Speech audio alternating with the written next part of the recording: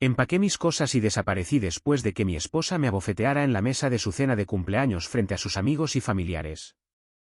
5 años después fui invitado a mi ciudad natal para una reunión exclusiva de élites millonarias. Cuando aterricé, recibí la impactante noticia sobre mi esposa de que la bofetada aterrizó antes de que yo siquiera terminara mi oración. No un empujón, no un vaso arrojado, una bofetada a mano abierta en la cara frente a 11 personas sentadas alrededor de la mesa de la cena de cumpleaños que yo había pagado en el restaurante que había reservado con 3 semanas de anticipación en la noche que había pasado toda la tarde decorando con flores que ella dijo que amaba. La habitación se quedó en silencio de la manera en que las habitaciones solo se quedan en silencio cuando algo cruza una línea que nadie pensó que se cruzaría. Me quedé sentado allí por 2 segundos completos. Mi mejilla ardiendo, mis oídos zumbando, la luz de las velas proyectando sombras en 12 rostros que me miraban. 11 invitados y Margot, mi esposa durante 7 años, todavía manteniendo la pose, con las manos aún ligeramente levantadas, los ojos muy abiertos con una especie de furia justa que nunca había visto antes y que nunca olvidaré. No grité. No me puse de pie dramáticamente. No le tiré agua en la cara a nadie, ni volqué la mesa, ni dije una sola palabra. Doblé mi servilleta, la coloqué ordenadamente junto a mi plato, me levanté, caminé hacia el perchero junto a la entrada, me puse mi chaqueta y salí de la cocina italiana de Carmine en la avenida Euclid en Cleveland, Ohio. Hacia una noche de noviembre que era lo suficientemente fría como para congelar las lágrimas antes de que tuvieran la oportunidad de caer. Esa fue la última vez que Margot me vio como su esposo. Y esta noche, voy a contarles todo. Antes de continuar, si esto te llega, suscríbete, activa las notificaciones y cuéntame en los comentarios. ¿Alguna vez has sido humillado públicamente por alguien en quien confiabas? Quédate conmigo. Esta historia solo se vuelve más profunda. Mi nombre es Elías. Tengo 39 años. Soy ingeniero civil, y durante la mayor parte de mi vida adulta, fui el tipo de hombre que creía que la dedicación silenciosa era su propia recompensa. Crecí en Findlay, Ohio, una ciudad de unas 40.000 personas a medio camino entre Columbus y Toledo. El tipo de lugar donde todos todavía conocen tu apellido, donde tu camiseta de fútbol de la escuela secundaria se cuelga en el gimnasio durante 15 años y donde la gente pregunta por tu padre antes de preguntar por ti. Mi padre Gerald era ingeniero estructural, un hombre cuidadoso, un hombre tranquilo, un hombre que creía que la forma en que construías un puente era la misma forma en que construías una vida, con paciencia, con precisión. Con el entendimiento de que la carga que llevas determina el material que usas. Murió de un ataque al corazón cuando yo tenía 24 años. Estaba en mi segundo año de posgrado en el estado de Ohio. Conduje a casa la misma noche que recibí la llamada y he pasado cada año desde entonces tratando de ser el tipo de hombre que él era. Me mudé a Columbus después de terminar mi carrera. Conseguí un trabajo en una firma de ingeniería civil mediana, Arloand Associates, haciendo diseño de drenaje de carreteras. Trabajo aburrido. El tipo de trabajo en el que nadie nota lo que has hecho a menos que algo salga mal. Lo que significaba que, si eras bueno en tu trabajo, eras esencialmente invisible. Yo era bueno en mi trabajo. Conocí a Margot en un evento de trabajo en el año 2013. Ella estaba allí con un colega que era una conexión mutua. Ella tenía 31 años, era aguda, inmediatamente divertida de esa manera que te desarma por completo antes de que te des cuenta de que has bajado la guardia. Trabajaba en marketing de atención médica, tenía un apartamento cerca de Short North y tenía opiniones sobre todo, restaurantes, películas, la forma correcta de empacar una maleta de mano, si alguna vez era aceptable poner salsa de tomate en los huevos revueltos. Estaba viva de una manera que hacía que las habitaciones se sintieran más brillantes cuando ella entraba en ellas. Me enamoré completamente de ella en unas 3 semanas. Nos casamos 2 años después en una pequeña ceremonia en un viñedo a las afueras de Columbus. 40 personas. Sus padres, su hermana, algunos amigos de la universidad, mi madre, mi hermano Nate, un puñado de amigos cercanos del trabajo. Fue un buen día. Uno de los mejores días que recuerdo. Los primeros años fueron genuinamente felices. Compramos una casa en Worthington, una casa colonial de la década de 1970 con un sótano terminado y un patio trasero que daba a un arroyo. Yo mismo renové la cocina durante un verano, levantando el viejo linóleo, reemplazando los gabinetes, volviendo a alicatar el protector contra salpicaduras. Margot me traía café, se paraba en la puerta y me decía que no podía creer que se hubiera casado con alguien que realmente sabía cómo hacer cosas con las manos. Yo creía que estábamos construyendo algo.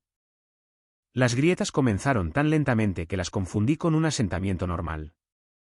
Esa es la cuestión con el daño estructural.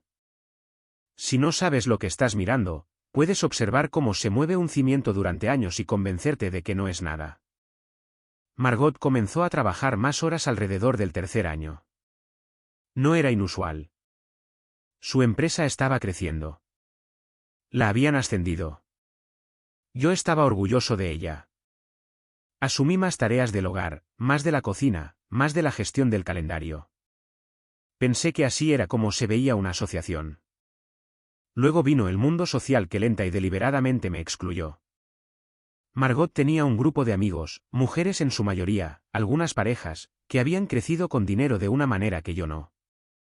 Escuelas privadas, casas de playa familiares, el tipo de riqueza casual que no se anuncia a sí misma, pero que está entretejida en cada referencia, cada plan, cada suposición sobre cómo debería ser un fin de semana.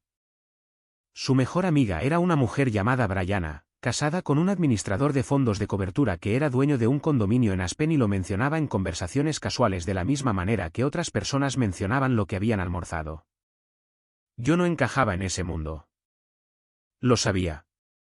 Y creo que Margot también lo sabía. Pero durante mucho tiempo, fingió que no importaba. Para el quinto año, ya importaba.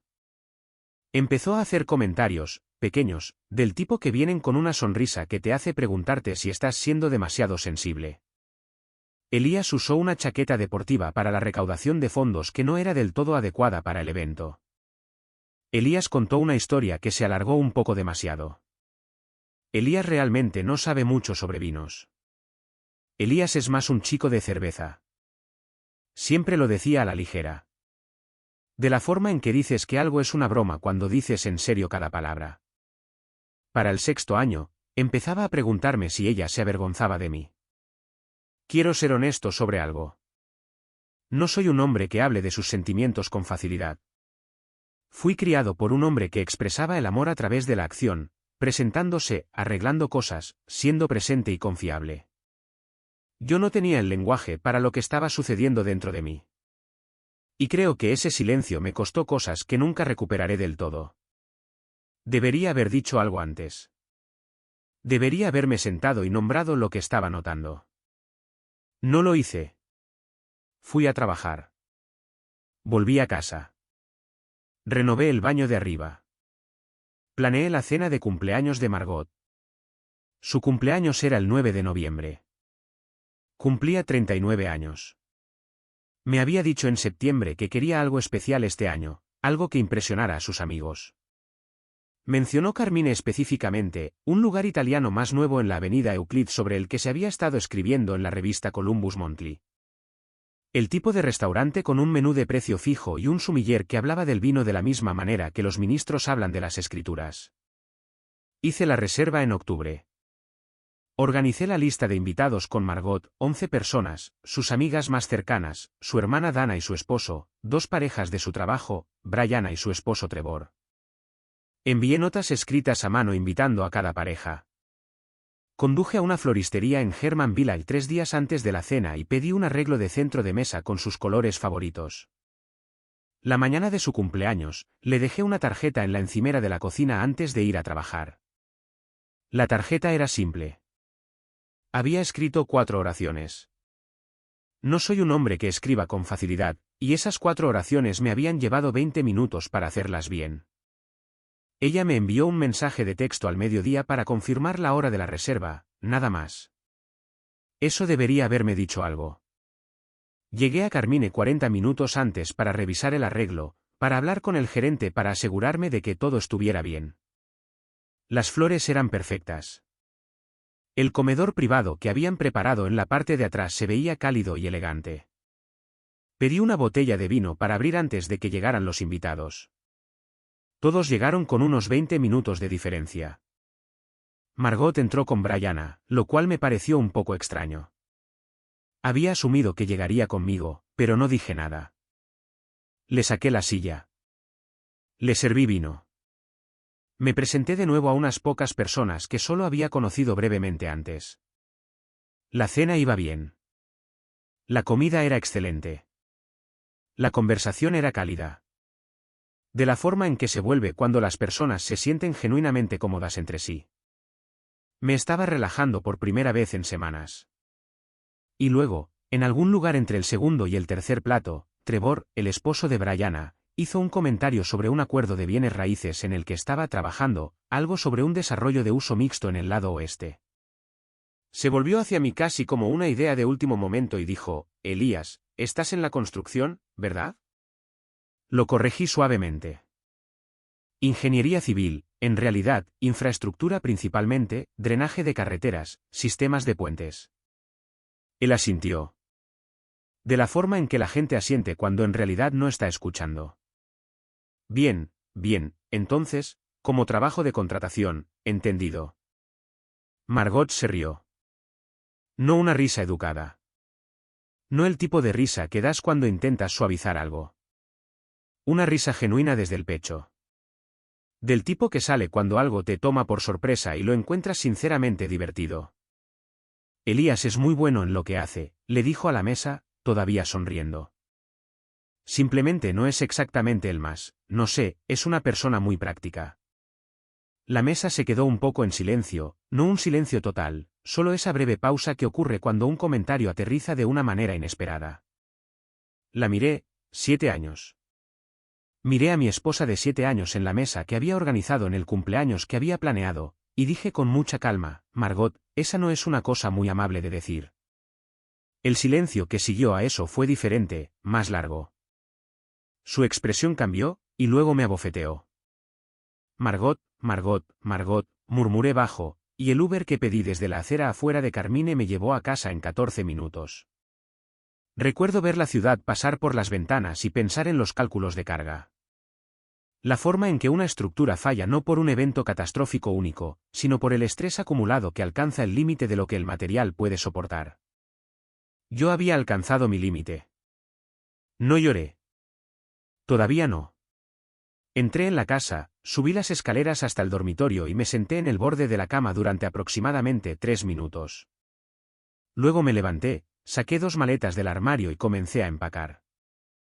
Empaqué sistemáticamente, de la manera en que lo habría hecho mi padre, ropa, documentos, el disco duro con los archivos de mi proyecto, el viejo compás de dibujo de mi padre que tenía en mi escritorio, una fotografía de mi madre y mi hermano de la Navidad de hace 2 años, mi computadora portátil.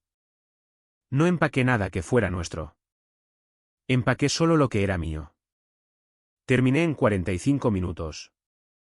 Llamé a mi hermano Nate desde el camino de entrada. Él vive en Dayton. Contestó al segundo timbre y le conté lo que había sucedido y él dijo sin ninguna pausa en absoluto, ven aquí esta noche ahora mismo, no vayas a ningún otro lado. Y luego conduje a Dayton.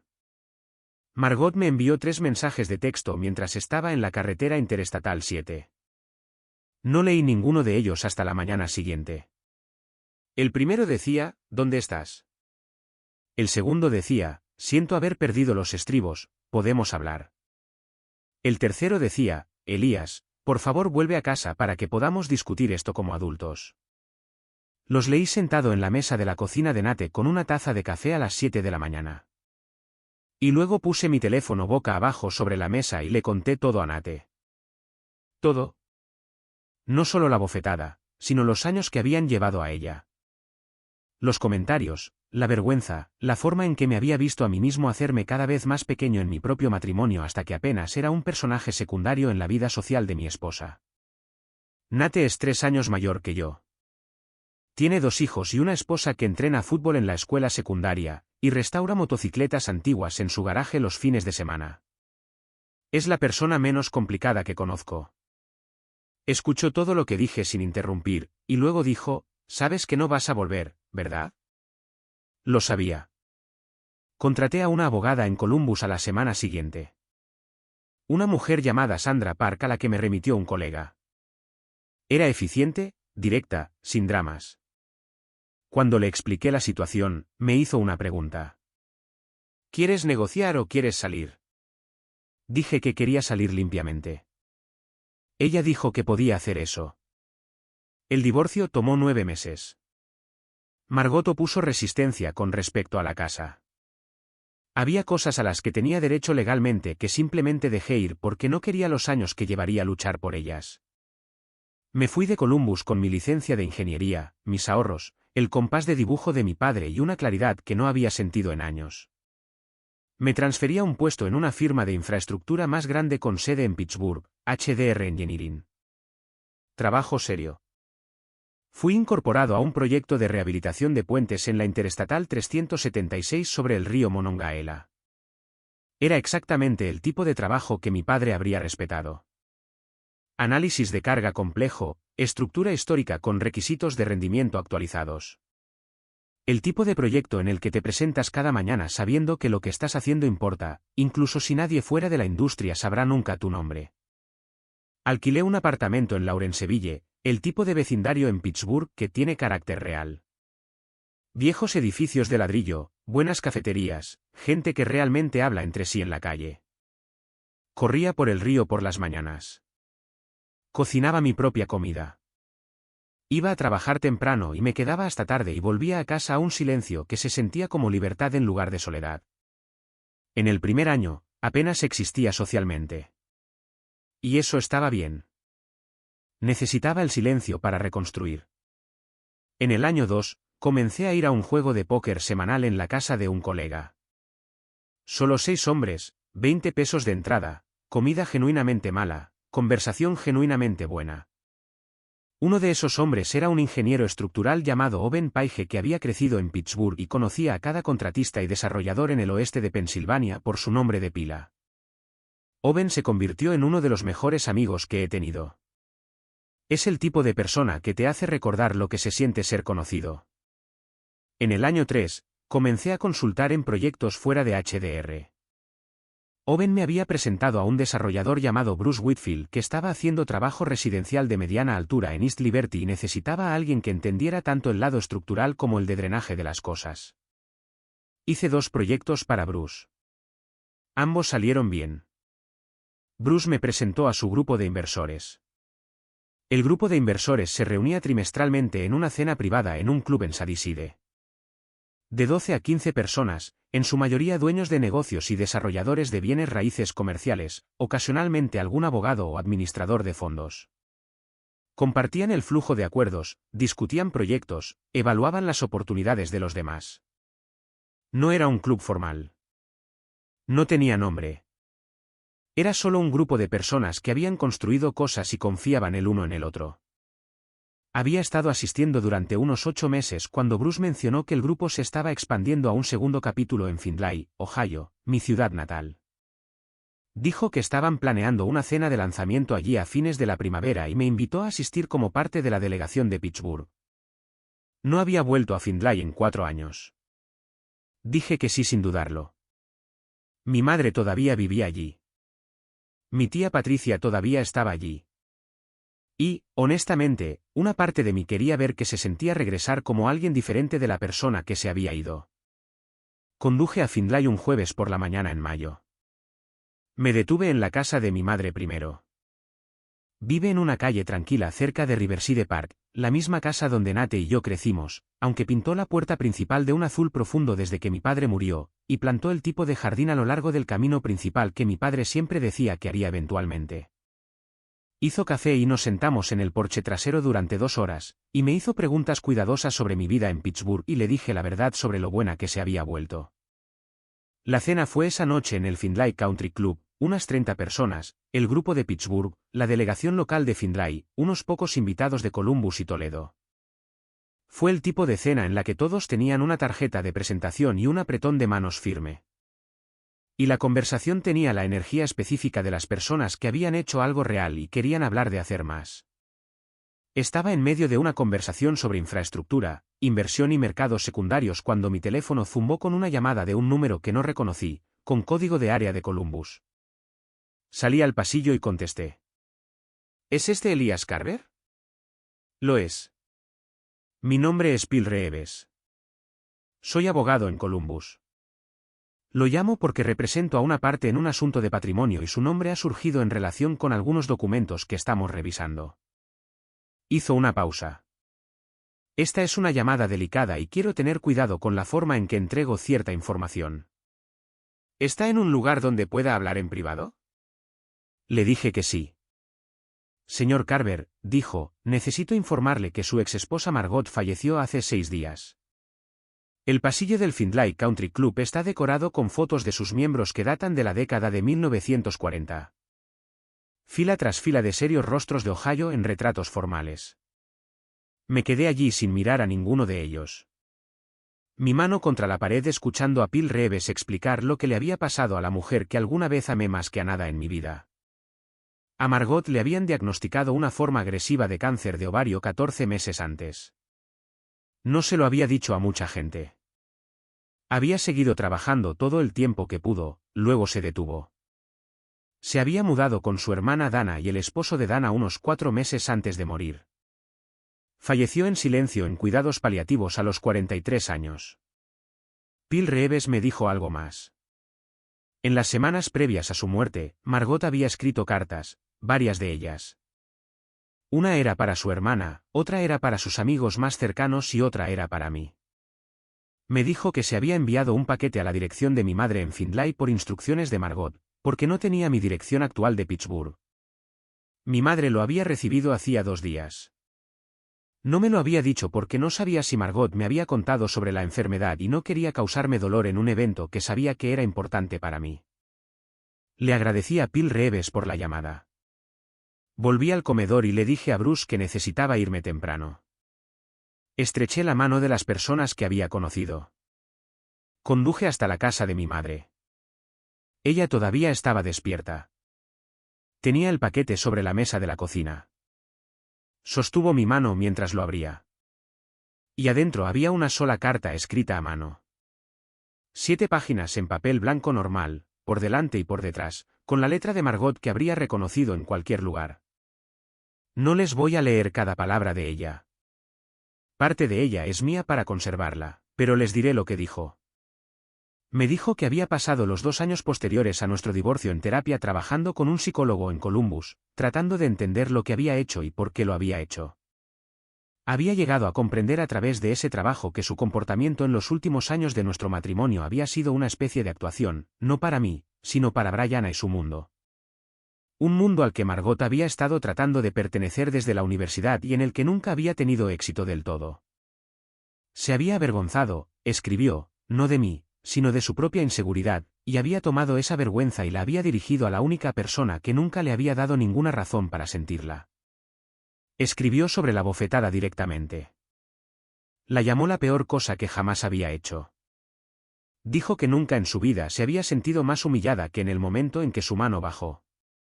No por quien estaba mirando, sino por la mirada en mi rostro. Dijo que la había mirado de la manera en que miras algo que finalmente entiendes. Dijo que había tratado de encontrar una manera de acercarse a mí durante 3 años, pero que no pudo atreverse a hacerlo. Que se alegraba de que hubiera construido algo bueno en Pittsburgh, porque le había pedido a Dana que averiguara suavemente a través de conexiones mutuas y había escuchado que estaba trabajando en proyectos serios y tenía buenas personas en mi vida. Dijo que lo sentía, no de la manera en que la gente dice lo siento cuando quieren algo a cambio, sino de la manera en que lo dice la gente cuando no les queda nada que ganar y lo único que les queda por dar es la verdad. Y luego me dijo algo que yo no sabía. Me dijo que en los meses posteriores al divorcio, se había alejado de Brianna y de todo ese mundo social. Que cada vez le resultaba más difícil estar rodeada de personas cuya aprobación se había doblegado en formas para ganar. Había comenzado a pasar el tiempo de manera diferente, como voluntaria en el Hospital Infantil de Columbus, haciendo trabajo administrativo en su oficina de desarrollo. Había encontrado un propósito allí que describió como la primera cosa real que había hecho en años. Dijo que había muerto sabiendo que era amada por personas que sabían quién era realmente. Y dijo que esperaba que, dondequiera que yo estuviera, fuera igual. Me senté en la cocina de mi madre durante mucho tiempo después de terminar de leer. Mi madre hizo más café y puso un plato de comida frente a mí que no comí. Se sentó frente a mí y dejó que el silencio fuera lo que necesitaba ser. Ella siempre ha sabido cuándo hablar y cuándo simplemente estar presente. Y esa noche entendió que no había nada que decir que hiciera que lo que yo estaba sintiendo fuera más simple o más limpio. Lo que sentí no fue dolor exactamente. O no solo dolor, fue algo más complicado. El tipo de sentimiento que tienes cuando resulta que un capítulo que creías haber cerrado ya tenía páginas que aún no habías leído. Lloré a la mujer que podría haber sido si hubiera encontrado su camino hacia sí misma antes. Lloré los años de nuestro matrimonio en los que yo había estado desapareciendo lentamente y no había sabido cómo detenerlo. Lloré el hecho de que la disculpa que debería haber llegado en ese estacionamiento de Carmine en una noche de noviembre hace 7 años llegó en cambio en un sobre en la cocina de mi madre, demasiado tarde para que se reparara algo, solo para ser reconocida. Pero también sentí algo que me sorprendió. Me sentí agradecido. No agradecido de que ella se hubiera ido. No agradecido por nada del dolor, sino agradecido de que hubiera hecho el trabajo.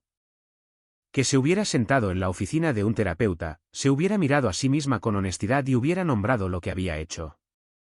Que hubiera escrito 7 páginas de su puño y letra y se hubiera encargado de que me llegaran porque quería que la verdad existiera en algún lugar entre nosotros antes de que se quedara sin tiempo. Eso requiere valor, un tipo de valor que no estoy seguro de haber apreciado del todo hasta que me senté con esas páginas en mis manos. Las personas son complicadas. Eso no es un consuelo. Es simplemente la verdad. La mujer que me abofeteó era real. La mujer que escribió esas 7 páginas también era real. Eran la misma mujer, y yo la había amado, y ella me había fallado, y lo sabía, y no se había dejado morir sin decirlo.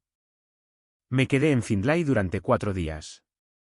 Desayunaba con mi madre todas las mañanas. Conducía frente a mi antigua escuela secundaria, frente al parque donde mi padre solía llevarnos a pescar, frente al estacionamiento de la ferretería donde tuve mi primer trabajo a los 15 años. Me senté en el cementerio por un rato con mi mano en la lápida de mi padre y le hablé sobre el proyecto del puente y sobre Pittsburgh y sobre la cena en el club y sobre la carta de Margot. No sé si me escuchó. Creo que importó que yo lo dijera. Al segundo día, llamé a Owen desde el estacionamiento de una cafetería en Sandusky Street y le conté lo que había sucedido. Owen escuchó de la manera en que Owen siempre escucha, completamente sin apresurarse hacia una conclusión. Cuando terminé, me dijo, ¿estás bien? Le dije que sí, y lo dije en la manera complicada en que quieres decir las cosas cuando la respuesta honesta tiene capas. Me dijo, entonces vuelve cuando estés listo y terminemos la propuesta de East Liberty porque Whitfield se está poniendo ansioso y necesito tus cálculos de drenaje para el viernes. Me reí por primera vez en 3 días. Eso es amistad. Así es como se ve cuando alguien que se preocupa por ti sabe que lo mejor que puede hacer es decirte que el trabajo te espera y que eres necesario. En mi última noche en Findlay, conduje hasta el río Blanchard justo antes del atardecer. Es un río lento y plano que corre por el borde occidental de la ciudad, bordeado por álamos y tierras de cultivo y la ocasional plataforma de águilas pescadoras que el condado instaló hace unos 10 años. Solía pescar allí con mi padre los domingos por la tarde. Nunca atrapamos mucho. Ese nunca fue el punto. Me quedé allí mirando el agua moverse a la luz del atardecer y pensé en lo que mi padre solía decir sobre los puentes. Un puente no lucha contra la carga. Me dijo una vez cuando tenía unos 12 años y estábamos viendo un tren de carga cruzar el viejo caballete de ferrocarril al norte de la ciudad. Acepta la carga. La distribuye. Encuentra una manera de llevar lo que se le pone sin romperse. El trabajo del ingeniero es asegurarse de que la estructura sepa cómo hacer eso. Pensé en Margot. Pensé en los 7 años que habíamos construido juntos y la noche en que terminaron. Pensé en la carta y la disculpa que llegó demasiado tarde para cambiar algo, pero lo suficientemente temprano para cambiar algo. Pensé en Pittsburgh y el puente sobre el Monongahela y Owen y el apartamento tranquilo en Lawrenceville y el juego de póker y la cena de inversores y el viaje a casa a Findlay y la mesa de la cocina de mi madre. Pensé en el compás de dibujo de mi padre que estaba en mi bolso en el maletero de mi coche, que llevaba a todas partes, no porque lo necesitara, sino porque necesitaba saber que estaba allí. La carga de una vida, lo que aceptas, lo que distribuyes, lo que encuentras la manera de llevar. No estaba roto. Nunca había estado roto. Me había doblado como se dobla un buen material estructural y había encontrado el camino de regreso a mi verdadera forma. Lo que termina en un sustantivo vacío. Llegué allí a primera hora de la tarde, estacioné en mi calle en Laurenseville, subí mi bolso a mi apartamento, preparé una cafetera y me senté a la mesa de mi cocina con las notas de Owen sobre la propuesta de East Liberty, y volví a trabajar. Lo que comenzó. 3 meses después, para entonces en el final, se inició la construcción del desarrollo de East Liberty. Es al día de hoy el proyecto residencial más grande del que he sido personalmente responsable, desde el diseño de los cimientos hasta el drenaje del sitio. Cuando esté terminado, en algún lugar entre 300 y 400 personas vivirán en ese edificio. Nunca sabrán mi nombre. No sabrán que el ingeniero que diseñó el sistema de drenaje una vez empacó una maleta a la medianoche y condujo a la casa de su hermano en Dayton porque ya no podía soportar el peso de una vida que lo estaba haciendo desaparecer. Simplemente vivirán allí a salvo en una estructura diseñada para soportar su carga. Eso es suficiente para mí. Eso es más que suficiente. Todavía tengo la carta de Margot. Está en la misma caja de cedro donde guardo el compás de dibujo de mi padre y la fotografía de mi madre y mi hermano y algunas otras cosas que importan de formas para las que no siempre tengo lenguaje. La he leído 2 veces desde esa primera noche. No creo que la lea muchas más veces. No porque sea dolorosa, sino porque ya he tomado lo que me dio, y no necesito volver a ella de la misma manera que no necesitas volver al lugar donde aprendiste a caminar. La perdoné, no por su bien. Ella ya se había ido, por el mío. Porque mi padre me enseñó que no dejas una carga innecesaria en una estructura. La distribuyes. Dejas que pase. Tengo 39 años. Soy ingeniero civil y vivo en Pittsburgh, Pensilvania, trabajando en proyectos que importan, rodeado de personas en las que confío. No soy el hombre que se sentó en un restaurante en la avenida Euclid tratando de decir lo correcto a alguien que ya había dejado de escuchar. No soy el hombre que condujo a Dayton a medianoche preguntándose dónde salió todo mal. Soy el hombre que empacó sus cosas y desapareció y construyó algo real a partir de lo que quedaba. Y si hay algo que sé, algo que quiero decirle a quien quiera que esté sentado con esta historia en este momento, en cualquier ciudad, en cualquier versión de lo que solía sentir, es esto. Las cosas que casi te rompen también son las cosas que te muestran exactamente de qué estás hecho. No descubres tu propia fuerza cuando todo va bien. La descubres en el estacionamiento de un restaurante en noviembre con una mejilla ardiendo y una servilleta doblada y sin otro lugar a donde ir que hacia adelante. Estás construido para más de lo que se te ha dado hasta ahora. Confía en eso. Haz el trabajo. Preséntate. El puente aguanta. ¿Sabes lo que más me impacta de la historia de Elías? No fue la bofetada. Fueron los 7 años anteriores. La erosión lenta y silenciosa de un hombre que siguió presentándose, siguió construyendo, siguió amando mientras alguien le enseñaba lentamente a sentirse pequeño. Ese es el verdadero daño, no el momento en que todo se rompe. Los años que pasaste encogiéndote para encajar en un espacio que nunca estuvo destinado a ti. Si estás en ese lugar ahora mismo, escúchame. Irse no es perder. A veces salir por esa puerta es lo más poderoso que jamás harás. Elías no solo sobrevivió. Él se transformó. Y tú también puedes.